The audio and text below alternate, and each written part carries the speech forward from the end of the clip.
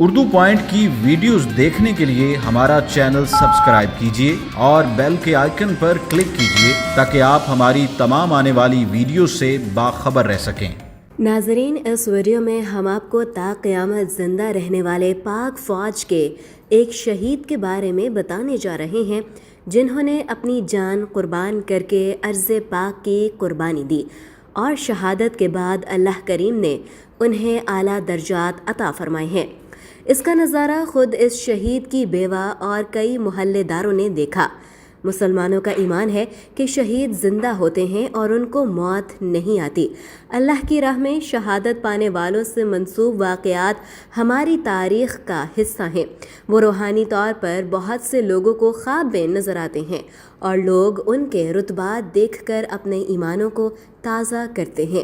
راہ حق کے شہید لانس نائک تیمور کے بارے میں بھی مشہور ہو چلا ہے کہ شہادت کے بعد وہ کئی لوگوں کو ان کے خوابوں میں ملے ہیں۔ رواں سال اگست میں لائن آف کنٹرول پر بھارت کی بلا اشتعال فائرنگ سے شہید ہونے والے لانس نائک سے متعلق معروف صحافی اسلم لودھی نے اپنے کالم لانس نائک تیمور اسلم میں لکھا کہ یہ واقعہ 15 اگست کو 2019 کو پیش آیا تھا۔ تدفین کے چند روز بعد تیمور اسلم شہید چند ایک لوگوں کو خواب میں نظر آئے تھے۔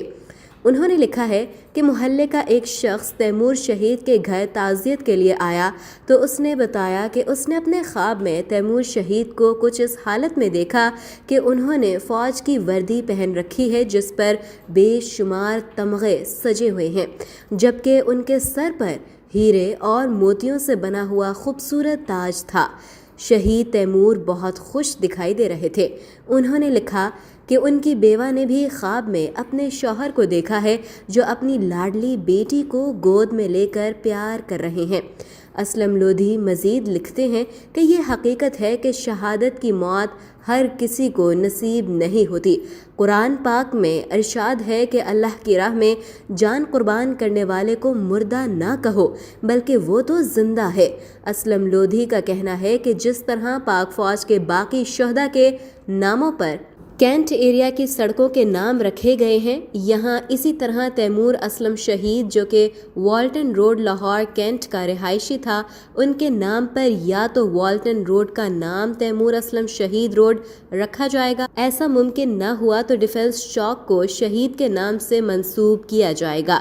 بے شک زندہ قومیں اپنے ہیروز کو نہیں بھولتیں۔ خیال رہے کہ شہید ہونے والے لانس نائک تیمور کا تعلق لاہور کے علاقہ والٹن روڈ سے تھا۔